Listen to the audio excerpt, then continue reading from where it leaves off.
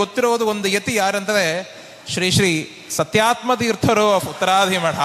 രക്ഷപ്പെടുത്തി ആ സാമ്രാജ്യം അല്ലെങ്കിൽ ഹസാരരാമൻ ഉൾപ്പെടെയുള്ള ക്ഷേത്ര നഗരം സൃഷ്ടിച്ചതും വിജയനഗരത്തിനെ സ്ഥാപിച്ചതും എന്ന് കേട്ടിട്ടുള്ളതാണ്. അതിനുശേഷം വേണമെങ്കിൽ ഇന്ന് ആ സമാനമായി ഗായത്രീപുര ഉപാസന ചെയ്തിട്ടുള്ള ഒരു മഹാത്മാവ് ആരാണ് എന്ന് വെച്ചാൽ അത് ഉത്തരാദിമഠം സ്വാമിയാർ മാത്രമാണ് എന്ന് പറയേണ്ടി വരും. ഇത്രയും തപോബലം, ഗായത്രിയുടെ തപോബലം സിദ്ധിച്ചിട്ടുള്ള അദ്ദേഹത്തിൻ്റെ നേതൃത്വത്തിൽ അത് പുനഃസ്ഥാപിക്കാൻ നിങ്ങൾ മുന്നിട്ടിറങ്ങണം എന്ന് തന്നെ ആവശ്യപ്പെടാനുള്ള ഒരു സന്ദർഭമായിട്ട് ഞാൻ ഇതിനെ ഉപയോഗിക്കുന്നു എന്ന് മാത്രം. ಅವರು ಹೇಳೋದು ನನ್ಗೆ ಗೊತ್ತಿರೋದು ಕನ್ನಡದಲ್ಲಿ ಟ್ರಾನ್ಸ್ಲೇಟ್ ಮಾಡ್ತೀನಿ. ತಂತ್ರಿಗಳು ಏನು ಹೇಳ್ತಾ ಇದ್ದಾರೆ ಅಂದ್ರೆ, ಪುರಂದರದಾಸ ಆರಾಧನೆ ನಡೀತಾ ಇದೆ, ತುಂಬಾ ಒಳ್ಳೆಯ ವಿಷಯ, ತುಂಬಾ ಸಮೃದ್ಧವಾಗಿರೋದು ವಿಷಯ.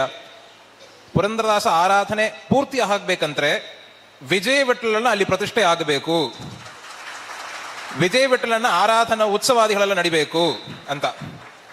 ಹಂಗ ಮಾಡಿದ್ರೆ ಪುರಂದರದಾಸ ಆರಾಧನೆ ಪೂರ್ತಿ ಆಗತ್ತೆ ಅಂತ. ಆರಾಧನೆ ಚೆನ್ನಾಗಿ ನಡೀತಾ ಇದೆ, ಪುರಂದರದಾಸರ ಆರಾಧನೆ ಪುರಂದರದಾಸಗೆ ಪ್ರೀತಿ ಆಗೋ ತರ ಪೂರ್ತಿ ಆಗಬೇಕಂದ್ರೆ ಅಲ್ಲಿ ವಿಜಯ ವಿಠಲನ ಪ್ರತಿಷ್ಠೆ ಆಗಬೇಕು ಅಂತ ತಂದ್ರೆ ಹೇಳೋದು ಪ್ರಾರ್ಥನೆ.